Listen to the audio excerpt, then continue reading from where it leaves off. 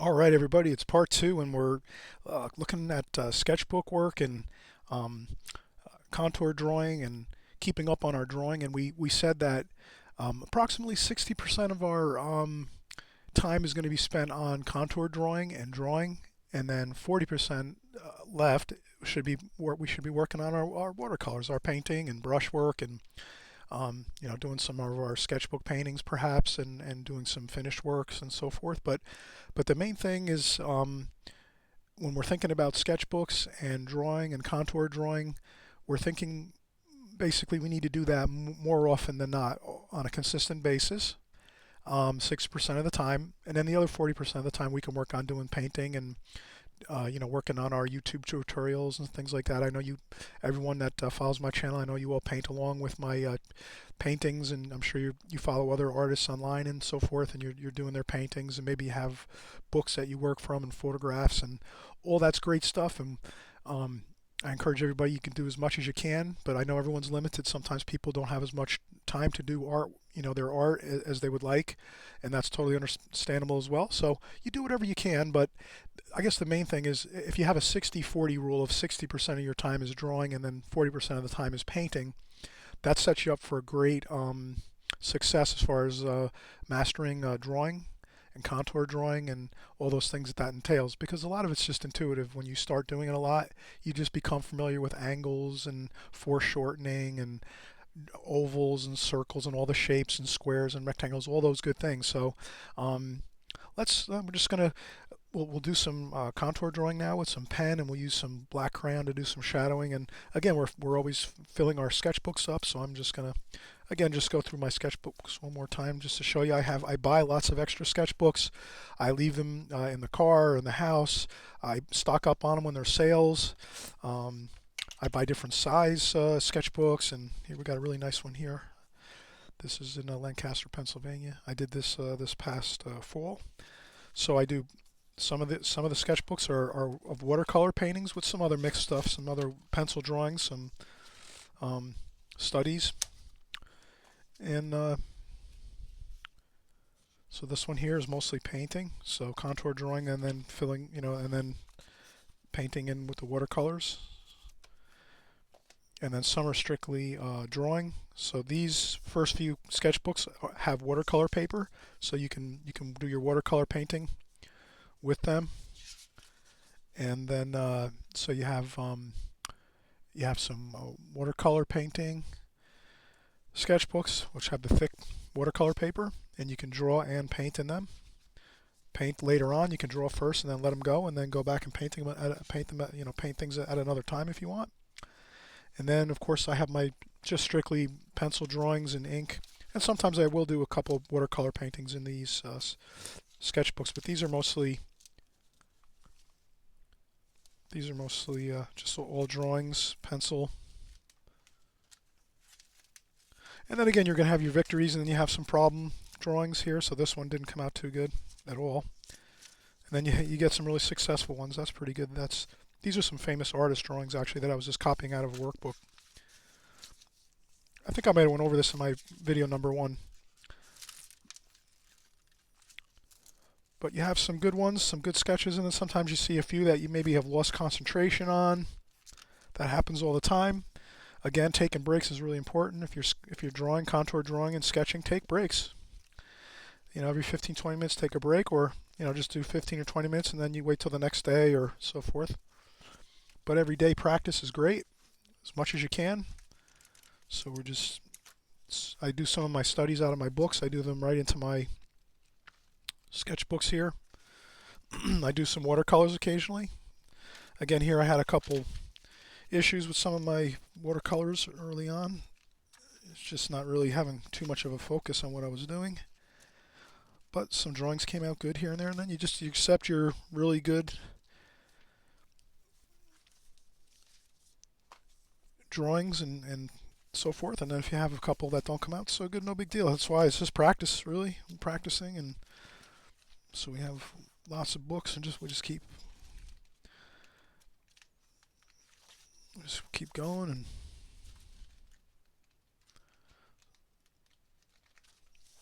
just And again, you can see I sort of have some of these are going back 10 years ago, some of these sketches maybe. And then sometimes I'll just start a new sketch. Like tomorrow I might go into a book that has stuff from 10 years ago. But I do also sometimes do watercolor painting in these sketchbooks. Maybe we'll do something like this. Let's try this. I picked this one out. This is you could have small sketchbooks too. You keep with you. You can just put this in your pocket, carry it around, 5 or 10 minutes, and do a quick sketch or contour drawing. This is actually ink, waterproof ink, and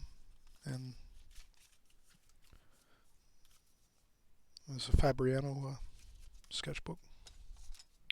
All right, so let's try this one here. This I did in my car. This is a local building nearby where I live. It's near a historic building.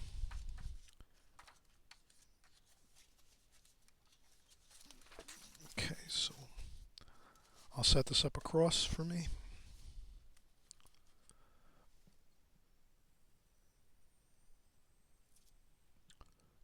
Okay, the first thing we like to do is set up a nice area to work in. And I'm going to do this one with pen, starting off with pen, and then we'll do some crayon, some black crayon to do the shadowing. And I'll kind of show the process of contour drawing, and I might abbreviate this drawing a little bit. But we have, I'll just start out. I'll make sure I get my boundaries here set up.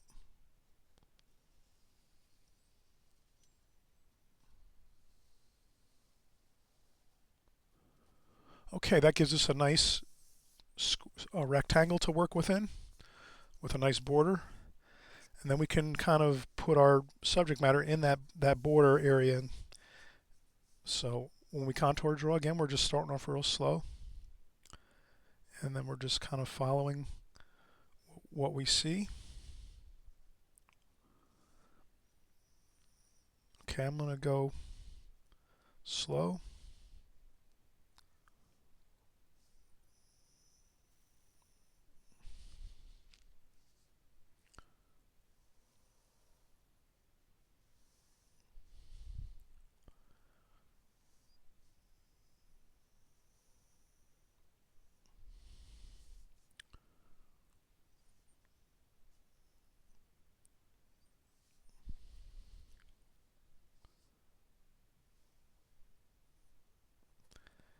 And again here, this is just the contour drawing is, okay, I went a little bit off the beaten track here with some of my design, but we're not going to worry about it. Sometimes what can really help when you contour draw is to do a really super light pencil sketch first, just to get the general areas that you definitely want to keep really true to what your subject matter is, and then there's other things you can let go and be a little more free with and not be so concerned about getting it 100% accurate. So I should have did this first because I did go off the beaten track here a little bit with some of the subject matter, but that's all right. It's fun. It's just fun. We're having fun here drawing, contour drawing. So now here you can see I'm making my main divisions of what I need to do.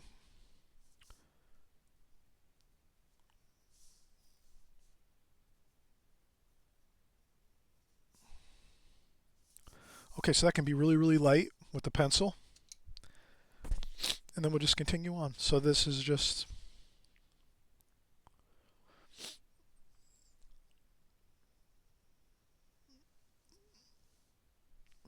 and then we have a little bit of shadow here. So sometimes you don't always have to draw in every single line. So there I kind of skipped that line there where the shadow is.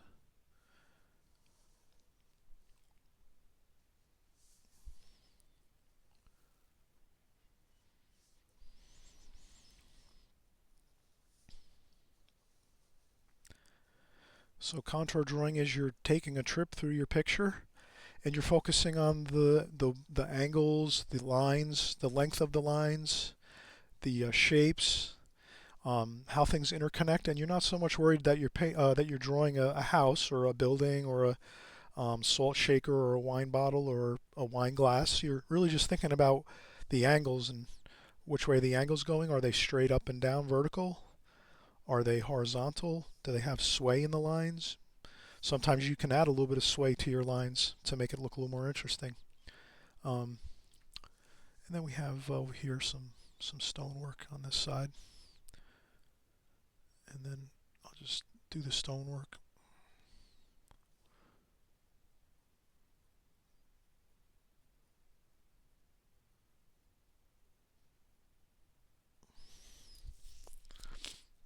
And there's a car over here. So let's see, there's a bush here. And there's a car here.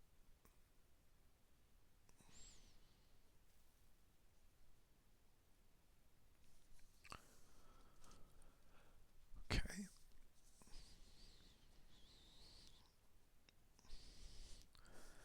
And then over here we have a door.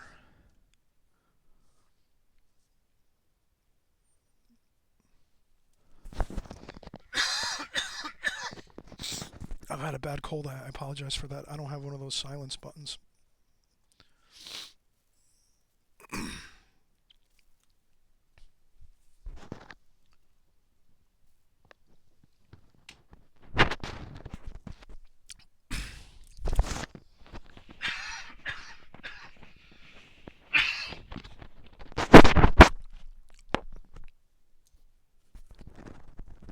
Okay, and then we're going to do the railing here.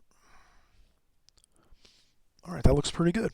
So that's contour drawing, really at its basics. And then there's some siding on this. And I'm going to do this really super fast. You would take your time on this more, doing the siding.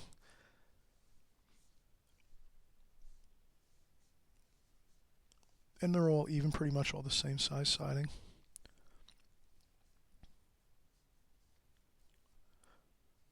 I'm kind of rushing through this, but you saw how I did the exterior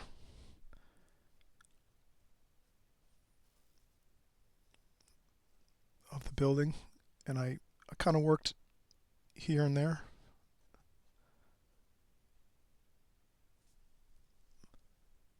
All right, and then we take our crayon once we're done, and we can fill in a little more detail than that. And again, let's look at our reference. That's the reference. Of course, this took me, I drew this in probably like a half an hour, 45 minutes, maybe an hour to get all together with the shadowing and everything I spent on this. And I did this on location in my car, sitting in my car, just with this against my wheel, my wheel.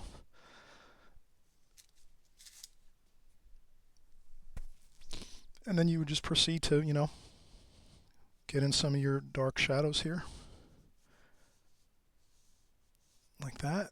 And you can take your time and do, use more of the point if you want, but if you want to sometimes just get the feel quick, you can also do a more quicker version. It's up to you. You're the artist. You do things the way you feel you want to attack things when you're doing your artwork and your drawings and so forth. Sometimes you can take your time. Other times you might go quick and fast. So this is all pretty dark. This is a dark black roof, so I would block in that color good, and then continue to go darker and darker where you see the shadows when you're there on location. And then